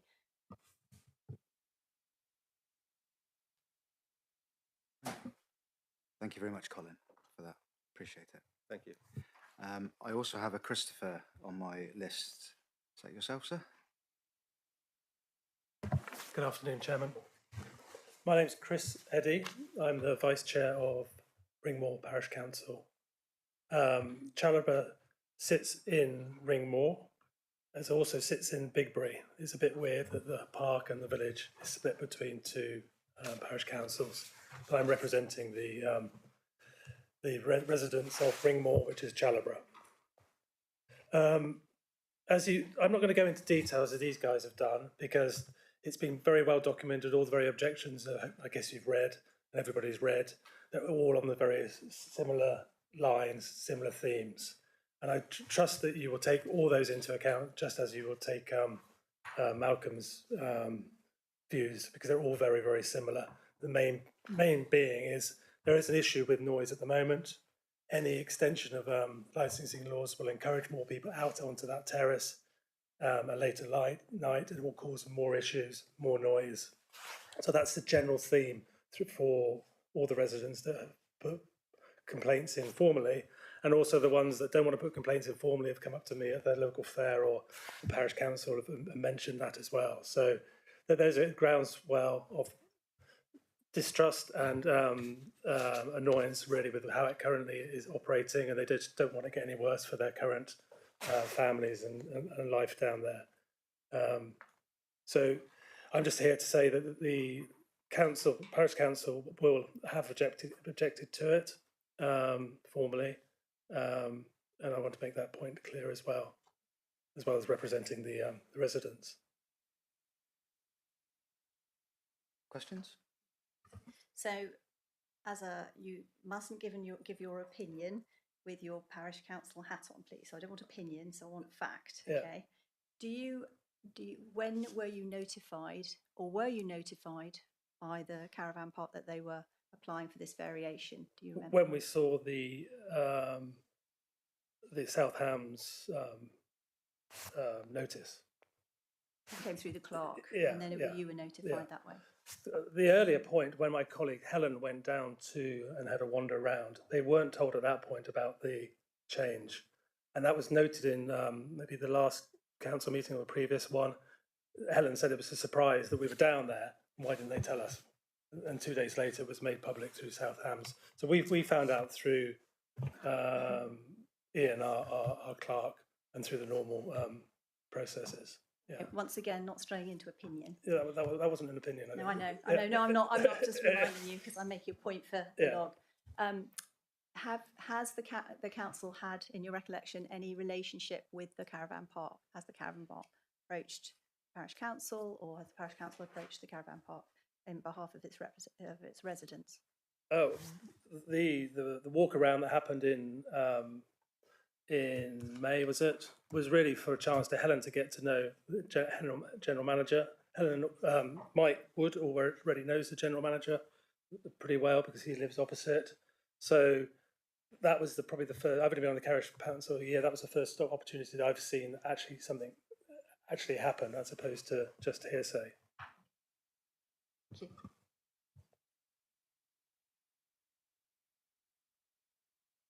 Thank you, Chris. Okay, thank you. Appreciate that.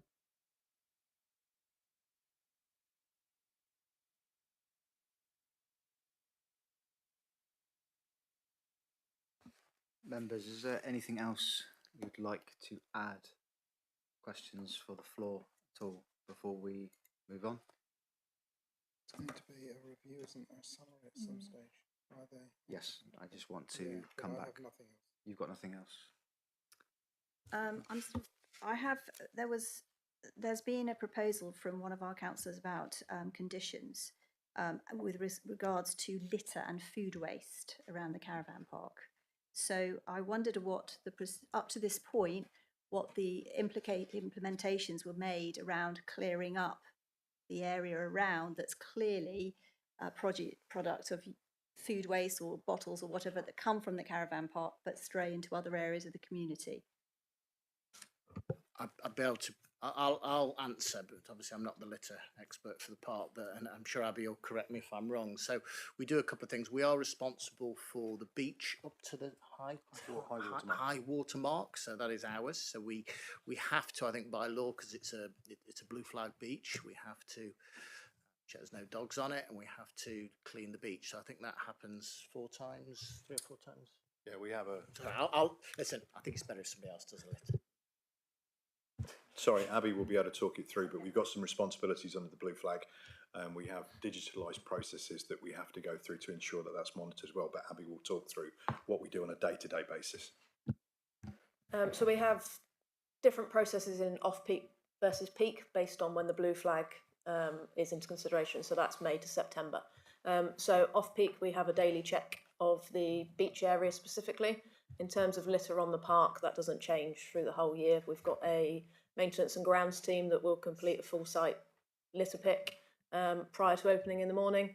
They check it at lunchtime prior to going home at around 4:35, and then throughout the whole evening, where the terrace is, outside, etc. Our team are actively there and will walk past any litter, etc. And pick that up. In terms of the beach in peak season, if we want to extend to there, we have to check the beach for dogs for the blue flag. So that is digitalised in terms of the check that we do for that. So a team member will walk the beach and actively pick up litter if they need to.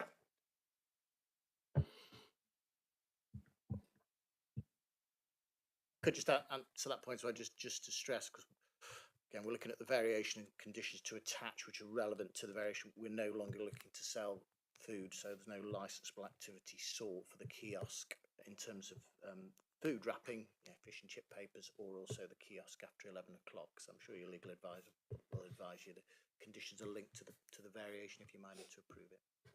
I've said that before, though, councillor, so I guess I'm just repeating myself.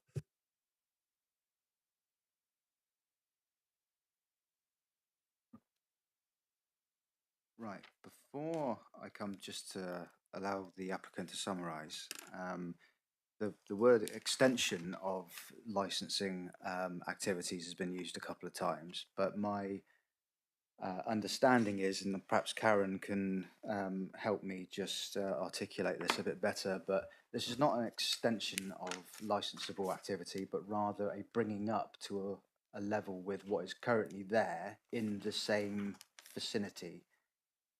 Or have I missed something? Yes, you're correct. It's whilst they have applied to increase the hours on the waterfront to be in line with the other activities that are indoors, it is just bringing everything indoors in line with each other. Perfect, and I'll cast half an eye towards my legal advisor as I say this, but of course the Live Music Act does come with a caveat that if there is a later report of nuisance, we can then restrict that at a later date if that is applicable. Under the Live Music Act, you can do it under a review, yes, if there are issues. Okay. Because we know that live music is part of selling alcohol as a part of the Live Music Act, but we do have powers to review and restrict if we need to. Is that summary correct? The Live Act will kick in under licensed premises areas.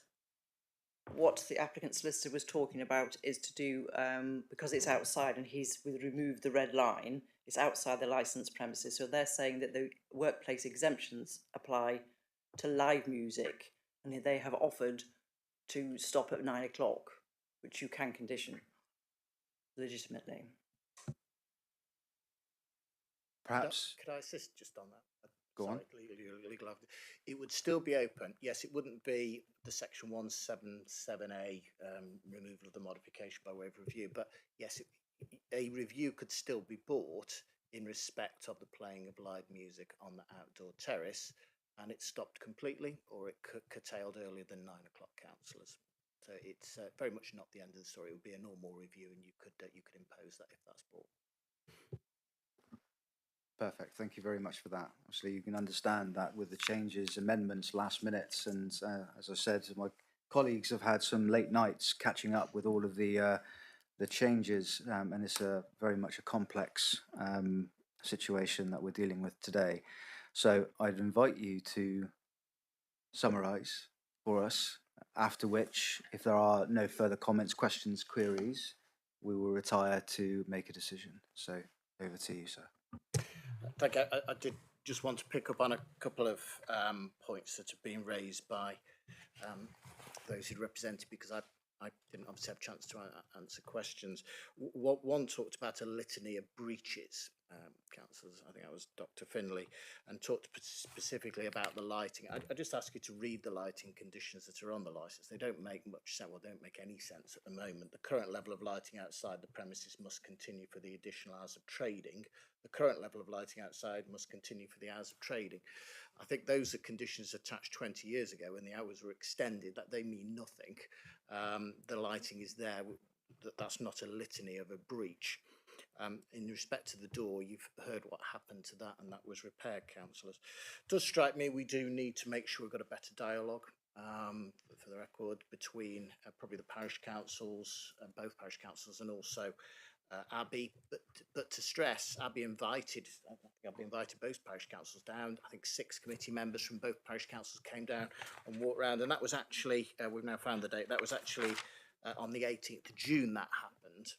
The application wasn't submitted until about 6 weeks later, so actually Abbey was blissfully in the dark about that as to why it wasn't mentioned. So I liaised with head office chap there, but Abbey wouldn't have been aware at that time we were about to make any application. It was made about 6 weeks later. No mention, just to be clear, at that meeting with the 6 councillors, because Chris Eddy said that there were issues with noise at the moment. Now, that wasn't mentioned to Abbey at the meeting. We talked about strimmers, mowing the lawns. We talked about where caravans were being parked and moved, and there was a lot of conversation around people who are not staying on park using the park. Just on the TripAdvisor, the case just made then that we have lots of bad reviews about music noise from the terrace. We've had a quick look through 2025. There isn't a single reference to music noise from the terrace as a bad review. But I think communication does need to be better. We will take that away. Perhaps we need to make sure we have an annual meeting with both the parish councils to make sure that's documented. There is a live chat these days. You've got all the social media out there, so there is actually a live chat box that is there anyway for people to use and put comments, and that's the Charlborough Bay Holiday Park, and I think there's 2 live chat boxes available. Kieran Bond did say in an email that it was illegal to play music out on the terrace area, which I think panicked my client completely, but was, sorry, this is being recorded, that was legally wrong. It was not illegal to play the music out there, but he did say that. Talk of the Thwaites case. Yes, it's quite an interesting case. If you want to read it, councillors, it's all about temporary event notices being used to get extra hours. And yes, of course you can refuse an application on the basis of the potential of crime and disorder. It's about the prevention of crime and disorder. The Thwaites case actually related to where there'd been a period of trading under temporary event notices, and they traded these without issue, and then the Magistrates Court refused it and it got appealed. Yes, of course, it's about prevention, but obviously you've got to look at the evidence and when making that determination. The criminal issues will escalate, I think is what Dr. Finlay say. We've already got 0200. And just to stress this again, because I think it's clear that 0200 is what we're asking for on a Friday and Saturday in Waterfront. And I've stressed, councillors, if you need to conditionalise this, you can, that both of those 2, the show bar and Waterfront, would not trade at the same time after midnight. So if you've gone from the show bar, which can trade to 5:60 to 2 o'clock, and then you've got the Waterfront, because that's what we're saying we'd like to do. If the Waterfront's trading after midnight, the show bar won't be trading after midnight. The Waterfront has 300 under the fire risk assessment, the show bar 560, councillors.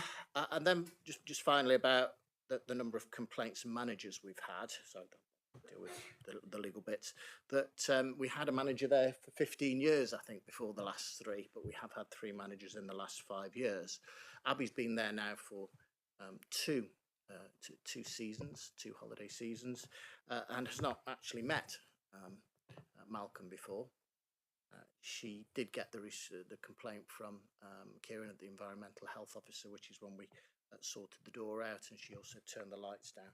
If the lights need looking at again, councillors, whilst we're straying into reviews, yes, we'll look at it. We need to do that, councillors, and we'll perhaps get in touch as we can. I don't have Malcolm's email address. Don't know whether he'll share it with me or not after this, but we do need to make sure that we foster relationships with the residents and make sure we're talking to each other, which, as I said, is probably best done possibly through the parish council. We have 65 caravan parks. They're all family orientated. We are a family orientated and a family caravan park. We have a lot of owners on this site. About 77% are owners. To stress, the premises are not open to the general public, either the show bar or the waterfront. They won't be open to the general public after midnight at the waterfront or the show bar at all. I've explained the rationale behind it. Yes, there is the Human Rights Act there. There's a right to private and family life. It's not an absolute right, I'm sure your solicitor advised you. It's a qualified right, and therefore you can interfere with that. You can grant an application as a result of that, despite the Human Rights Act, because it's not absolute, it's a qualified right. You can only do so in accordance with the law, of course, which is exactly what the regime you've got now, and it does require you to strike a fair balance between the right of Park Dean Resorts to operate a caravan park and the right to residents to a private life, private and peaceful life. And that's reflected there, councillors. That's nothing more than is reflected in your policy. If you have a look at paragraphs 1.5 and 2.1.4, they're reflected. That's what's reflected in your policy, that you need to find that right balance. What I'd ask you to consider on the evidence that the now restrictive nature of what we're applying for, the extension, Councillor Penfold, you've asked, yes, we're extending to two areas, the kiosk and the fish and chip shop. If you like, it's a larger licensed area, if you like, and we'd like to sell alcohol, and we told you why we'd like to do that. If there've been concerns and issues, I just don't understand why in June that wasn't raised by the parish councils when they were with us. In hindsight, had they told us, we would have done it. I've done it before. We've done it at two other parks in the last couple of years where we know there have been, they sit in valleys, Pendine does, where we've liaised with the residents before we've submitted the application. Rest assured, if we were to make any other application here, we would make sure we liaised with the residents, probably through the parish councils. I'd ask you to have a look, councillors, at the national guidance, and particularly paragraph 9.12. A lot was made by Malcolm about the police presence and police not being able to come down, about disorder, crime and disorder. They, in paragraph 9.12, are your main source of advice on crime and disorder matters, councillors, and there is no representation from the police. No representation to the hours, to the two additional areas, Councillor Penfold, to the change to conditions. And likewise, paragraph 9.15 says that you would expect your environmental health officer to make representations with a list of complaints, Chair, had there been issues from a public nuisance perspective, and that's clear in 9.15. I'm not going to go into the details of Taylor and Manchester City Council, but you do have to not treat this as a review. So any conditions you impose are to do, if you manage to grant any part of this application or the whole application, the conditions you then oppose relate to what's the consequence of granting that, and then is it appropriate and proportionate to attach that as a condition in order to promote the licensing objectives. The one thing I would say is, having said all of that, I'm giving you the Taylor case, the one exception to that is we are voluntarily offering to self-impose a condition under the Live Music Act, which we can do anyway, we don't need to vary it, the licence to do that, of 2100. We're offering that, and if you were to put that on, of course, and I'll say it for the cameras, obviously we're not going to appeal that under the Manchester City Council and Taylor case, because we've suggested you do it. So in your balancing act, please have regard to the modifications made, to the nature of the application, to the 20 years operation we've had here under this licence, to the fact that you don't have any responsible authority representations, and in balancing, making that balancing act, that with the modifications made to the application and the things I've suggested to you, and the history of trading at this site, that it would be proportionate and appropriate to grant the application on that balancing exercise, subject to the conditions and modifications we've made. But thank you for listening, councillors, and sorry if I've taken up too much of your time on that as well, but thank you. Thank you very much indeed. So one final opportunity for councillors to have any comments, questions, anything before we retire? No? Okay. So in a moment we will do just that. Right.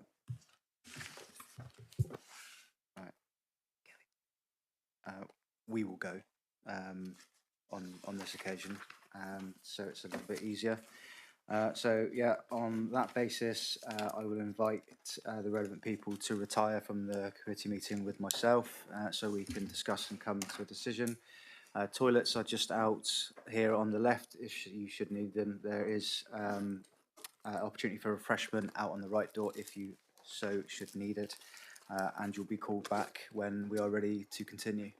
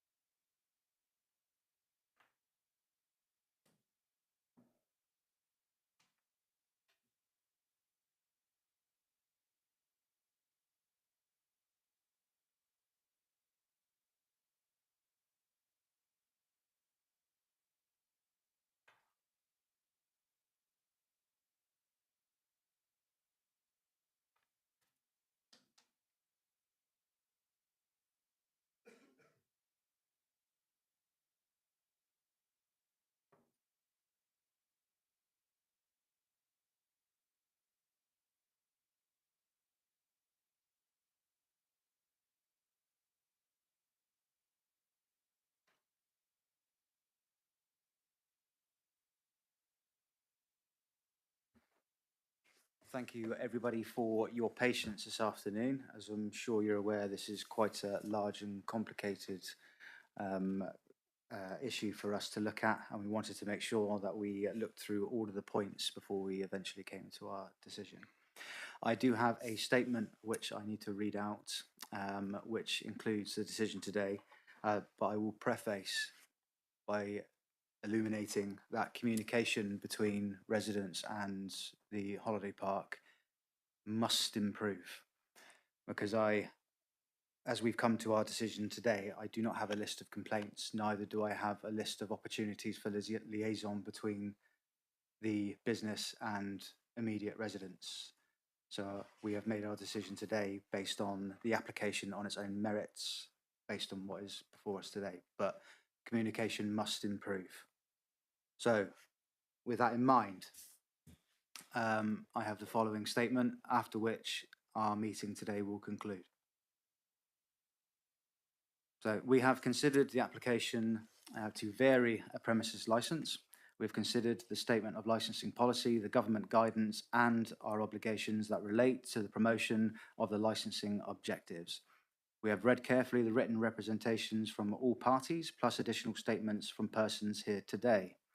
It is our decision to grant the application subject to the following changes being incorporated into the operating schedule. That all conditions presented in the revised condition document, as read out by the licensing officer today, including the condition of live music no later than 9 p.m. Only one of the two licensed areas, show bar and waterfront, to be able to operate at any one time between the hours of midnight and 2 a.m, Friday to Saturday, obviously into Sunday morning. Improve communications with your community, and to advertise an appointed internal person and a deputy for complaints, and to advertise South Hams District Council complaints procedure in the lobby or reception area. Quarterly meetings must be offered between the licence holder, local residents and parish councils. And we have a couple of advisories attached to ensure that excessive or poorly directed bright lighting outside the venue does not impact on the use or enjoyment of any neighbouring property. And finally, we encourage you to consider the better management of your litter and waste, considering open coast and wildlife. And the reason why we came to this decision today is so we can best address the concerns of residents while considering the application on its own merits in conjunction with our 4 licensing objectives. A copy of this statement will go out to all persons concerned, and that concludes our meeting today. Thank you.